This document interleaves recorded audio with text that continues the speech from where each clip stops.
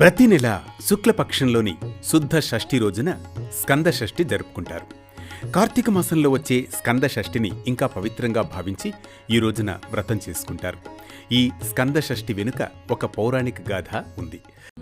శివాభరణం ఘోర రూపం పంచ ఇంద్రియ తారకం నిత్యం జాగ్రత్తే నిష్టం నాగనాగం ఆశ్రయేహం.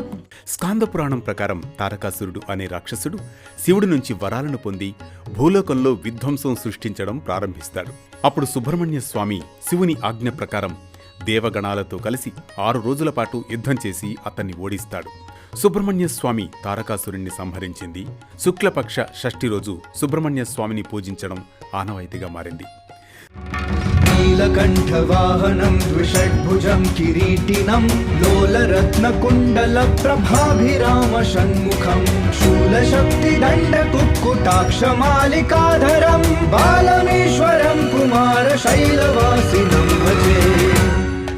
స్కంద షష్ఠి నాడు ఉదయాన్నే పూజ చేసుకుని రోజంతా పూర్తిగా ఉపవాసం ఉండాలి. సుబ్రహ్మణ్య స్వామితో పాటు ఆది దంపతులైన శివపార్వతులను కూడా పూజించాలి. కార్తికేయ కథను చదువుకొని శిరస్సున అక్షంతలు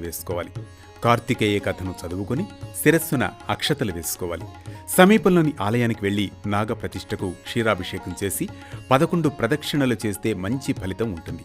సాయంత్రం పూజ చేసుకుని నక్షత్ర దర్శనం చేసి ఉపవాసాన్ని విరమించాలి. ప్రతి నెల స్కంద షష్ఠి వ్రతాన్ని ఆచరిస్తే సంతాన భాగ్యం కలుగుతుందని భక్తుల నమ్మకం. సుబ్రహ్మణ్య స్వామి తారకాసురునిపై విజయం సాధించిన రోజున జరుపుకునే స్కంద షష్ఠి వ్రతం ఆచరించే వారికి కూడా విజయం తప్పక సిద్ధిస్తుంది.